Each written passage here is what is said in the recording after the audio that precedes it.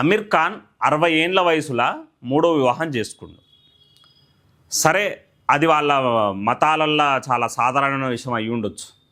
కానీ పదే పదే హిందూ అండ్ క్రిస్టియన్ మహిళలనే వివాహం చేసుకోవడం కారణంగా నితీష్ రాణే గారు చాలా స్పష్టంగా అమీర్ ఖాన్ని లవ్ జిహాద్ బ్రాండ్ అంబాసిడర్గా అభివర్ణించారు. దానికి మద్దతుగా బజరంగ్ దళ్, అలాగే హిందూ వాహిని ఇలాంటి మరెన్నో హిందూ సంస్థలు చాలా స్పష్టంగా చెప్పినాయి, అమీర్ ఖాన్ చర్యలు ఏవైతే ఉన్నాయో ఈ లవ్ జిహాద్ని పెంచి పోషించే విధంగానే ఉన్నాయని స్పష్టంగా తెలియజేయడం జరిగింది. అదేవిధంగా ఈరోజు బీహార్లో ధర్నాలు చేపట్టిర్రు, అమీర్ ఖాన్ దిష్టి బొమ్మలను కూడా దహనం చేయడం ఇలాంటివి మనం చూస్తున్నాం.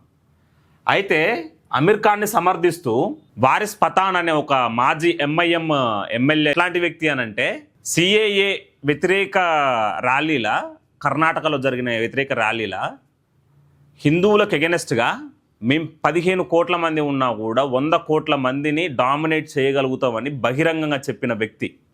మళ్ళీ ఎఫ్ఐఆర్ ఫైల్ చేస్తేనేమో ఆడ 100 కోట్లు అంటే నేను హిందువులను ఉద్దేశించాను లేదని అంటాడు. స్పష్టంగా కనిపిస్తున్నా కూడా. అంటే ఇది ఎట్లాంటి చర్య?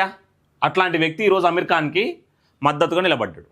ఆయన ఉద్దేశం ఏంది? వాళ్ళ మతంలోనంట ఎన్నిసార్లైనా పెళ్లి చేసుకోవచ్చు అంట. వాళ్ళు ఈక్వాలిటీకి, జెండర్ ఈక్వాలిటీకి మద్దతు తెలుపుతున్నట్ట. ఒకసారి మనం ఆలోచించాలి. సరే, అక్కడ మత కోణం ఉందా లేదా అనేది పక్కన పెడితే, ఈ లవ్ జిహాద్కి బ్రాండ్ అంబాసిడర్గా అయితే కనిపిస్తుంది కదా, అమీర్ ఖాన్ని ఒక ఐకాన్గా తీసుకుంటారు చాలామంది, హిందువులైనా ముస్లింలైనా భారతీయులు ఎవరైనా కూడా. అలాంటి వ్యక్తి 60 ఏండ్ల వయసులో ఇట్లాంటి పెళ్ళిళ్ళు చేసుకొని సమాజానికి ఏం సందేశం ఇస్తుండనేది మనం అందరం ఒకసారి ఆలోచించాలి. దానిలో భాగంగా ఈరోజు హిందూ సమాజం కూడా మేల్కోవాలి.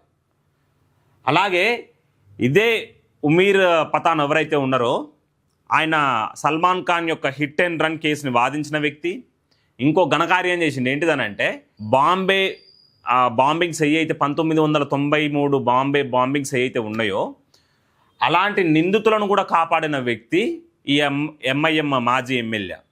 సో అట్లాంటి వ్యక్తులు చాలా బహిరంగంగా భయం లేకుండా వాళ్ళ గురించి, అమీర్ ఖాన్ గురించి గొప్పలు చెప్పే ప్రయత్నం చేస్తుర్రు. కానీ హిందూ సమాజం మేల్కోవాలి, ఇలాంటి పనులను సమర్థించే పొరపాట్లు మాత్రం చేయకూడదు.